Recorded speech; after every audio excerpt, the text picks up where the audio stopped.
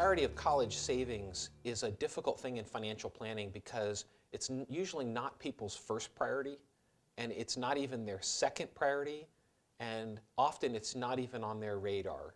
So the most important thing is to make sure that your objectives and goals are in line with what you're doing in terms of your spending. So the best thing is, if you want to pay for your children's education, is to start the day they're born.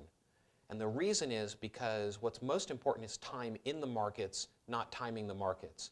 So if you invest toward your children's education the day that they're born, you can buy that education 72% discount. Because over the 18 years that their assets will grow, you will put in a certain amount of money and you will get a 72% paid for by the growth in your investments. So the other thing to notice is you need to figure out what your goals are. If you want your child to go to public school, there's one set of costs. If you want them to go to a private school, there's another set of costs. There's in-state and out-of-state tuition. There's just paying for tuition, or there's paying for tuition, room, board, and books. Tuition isn't the primary expense. In fact, for every dollar at an in-state college, 35 cents goes toward tuition. 43 cents goes to room and board. And so it's important to budget for the entire amount.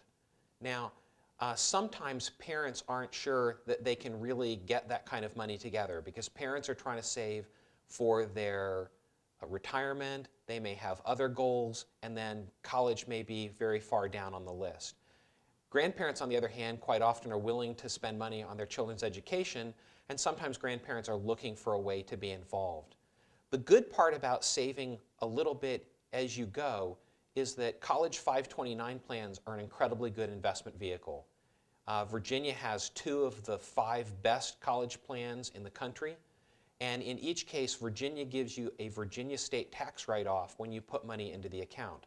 So if you put money into the account, it not only grows tax-free and is tax-free when you take it out to use it for educational expenses, but you also get a Virginia state tax write-off when you put it in. And it does not count toward the children's financial aid. So any money the children have or the parent had gets counted for financial aid, and they're not going to give you as much financial aid. But if a grandparent owns a 529 account, that does not count in the slightest. And so 529 accounts can be a great way of both funding the child's education and still preserving the possibility to apply and be accepted for financial aid. Saving for college, if you can't save it all at once in the beginning, saving for college a little bit as you go is a better way of doing it. So for example, if you save a little bit each year, starting when your child is first born, you'll only have to save a couple of $100 maybe each month.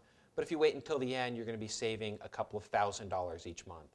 And so that's another way to benefit for your savings. So it's important to fit that into the rest of your financial plan and get your retirement put together first.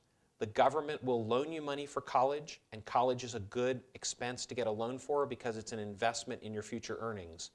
But the government will not loan you money for your retirement, so retirement needs have to come first.